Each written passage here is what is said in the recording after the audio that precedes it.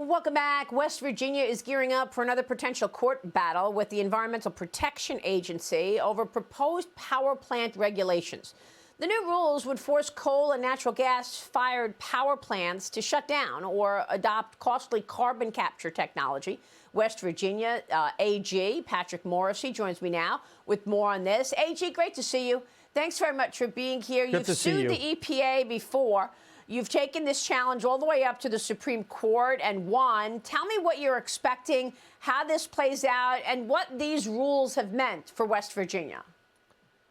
Absolutely. So, Maria, thank you for putting focus on this such an important issue at a time when so many experts are questioning the reliability of the power grid.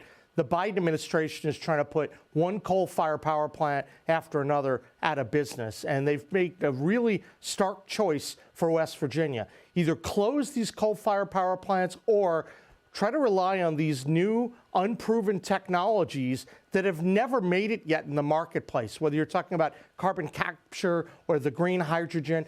And Maria, they're trying to do all of this at the very time they're trying to put 100 million electric vehicles into play by 2032. This is a very dangerous situation for West Virginia and our country. In West Virginia, this is tantamount to a depression if it ever goes into effect. I'm not going to let that happen, but it's a very serious attack on our state. Well, I don't know if it even makes sense, given the fact that you need natural gas even for electricity.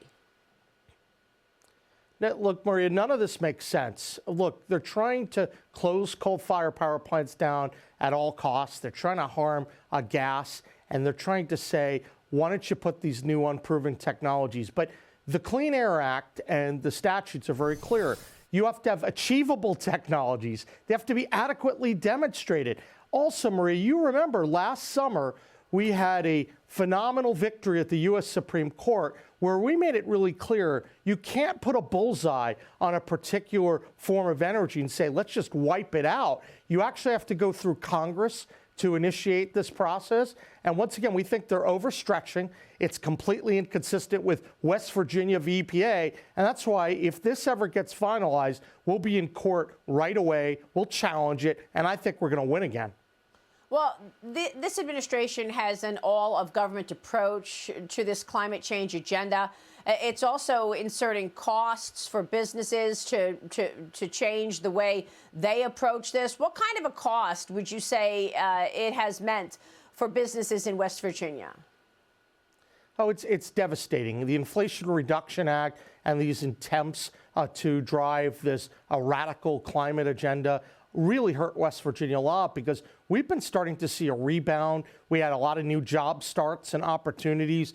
And then the EPA comes with its array of missiles. And they're aimed at manufacturing jobs. They're aimed at natural gas jobs. They're aimed at coal jobs. And it sets in place such a chilling effect. But I really want to be clear today, Maria. One of the reasons why they do the things they do is they want everything to shut down with this rule ever being successfully defended in court.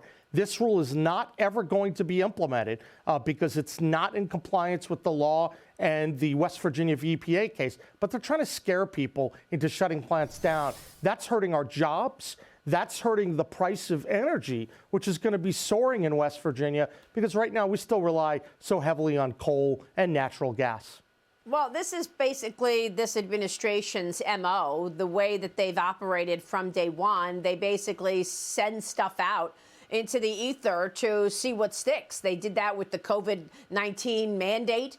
They did it with, forgiving student loan debt. All of these things were not constitutional, and yet they put them out there to see how far it would get them. You and I talked about the approach at the border, and now a New York Times op-ed is getting slammed for dismissing the border crisis as a fear-mongering tactic.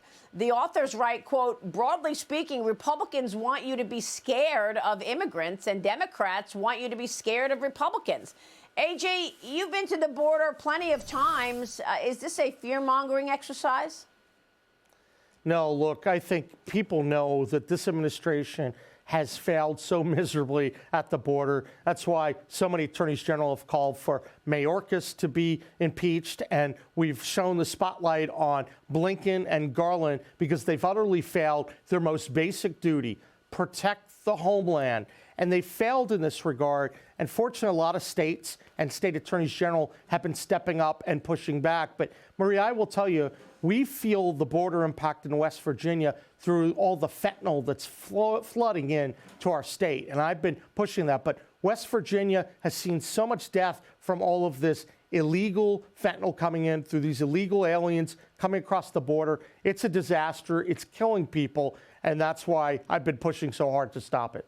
Well, you've been taking on a lot of issues, AG. You are also announcing your run for West Virginia governor. Tell us about your platform.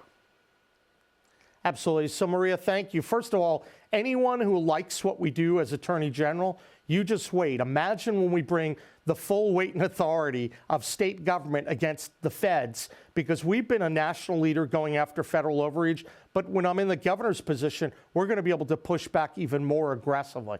But the biggest thing that our state needs is really to focus on driving workforce participation. Obviously, that's not going to happen as easily when the feds are trying to shut down a lot of your main jobs and industry. But we're going to push back, succeed on that, and then we're going to work to really drive that energy production in our state, massive reforms to the tax code and regulatory systems to drive population, workforce in. And then, Maria, one of the crowning jewels, we're going to dramatically expand school choice. Money should follow the child, and West Virginia is going to be a national leader on educational reforms. No, it makes sense. AG will be watching. Thanks very much.